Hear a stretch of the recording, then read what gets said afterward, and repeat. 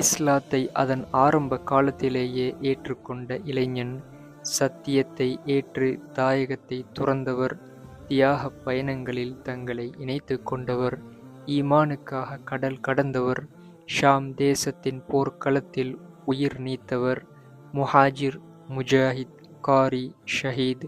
அந்த சத்திய சஹாபி யார் என்று உங்களுக்கு தெரியுமா?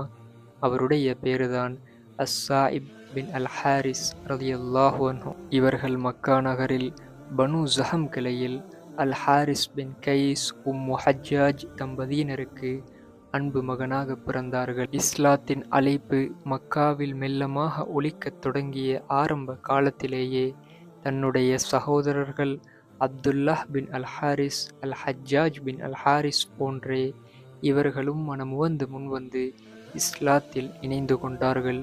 இதனால் இந்த 3 சகோதரர்களும் சத்திய இஸ்லாமிய சமூகத்தில் அஸ்ஸாபிகூன் அல் அவ்வலூன் முந்திக் கொண்டவர்களின் பட்டியலில் இணைந்து கொண்டார்கள். மக்கா நகரம் முஸ்லிம்கள் நிம்மதியாக இஸ்லாத்தை பின்பற்றி வாழ்வதற்கு ஏற்ற இடமல்ல எனும் அளவுக்கு நிலைமை சென்றது. இதனால் அஸ்ஸாயிப் ரலியல்லாஹு அன்ஹு அவர்கள் தனது ஈமானை பாதுகாக்க தாயகம் துறக்கத் துணிந்தார்கள்.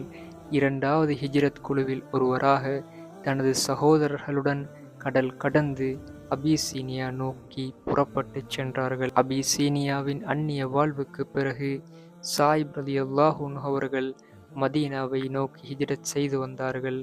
நபி அவர்களின் தலைமையில் நடந்த தாயிஃப் முற்றுகை போரில் ஒரு வீரராக பங்கேற்று தனது தீரத்தை வெளிப்படுத்தினார்கள். நபி அவர்களின் மறைவுக்கு பிறகு ஹலீஃபா உமர் ரலியல்லாஹு அன்ஹு அவர்களுடைய ஆட்சி காலத்தில் முஸ்லிம் படைகள் ஷாம் தேசத்தை நோக்கி முன்னேறிய போது அந்த படையில் ஒரு வீரராக தானும் இணைந்து கொண்டார்கள். ஹிஜ்ரி 13ஆம் ஆண்டு துல்காதா மாதம் ஜோர்தானின் ஃபிஹில் எனும் பகுதியில் நடைபெற்ற அந்த உக்கிரமான போர்க்களத்தில் முஸ்லிம்களின் அணியில் நின்று தீரத்துடன் போரிட்டார்கள். ஷஹாதத்தையும் தழுவிக்கொண்டார்கள். இதுதான் இஸ்லாத்தின் விடியலிலேயே தன்னை சமர்ப்பித்த, ஈமானுக்காக கடல் கடந்து ஹிஜ்ரத் சென்ற, ஃபிஹில் போர்க்களத்தில் ஷஹீதாக உயர்ந்த அஸ்ஸாயிப் பின் அல் ஹாரிஸ் ரலியல்லாஹு அன்ஹு அவர்களின் வாழ்க்கைச் சுருக்கம். அஸ்ஸலாமு அலைக்கும் வரஹ்மத்துல்லாஹி வபரகாதுஹு.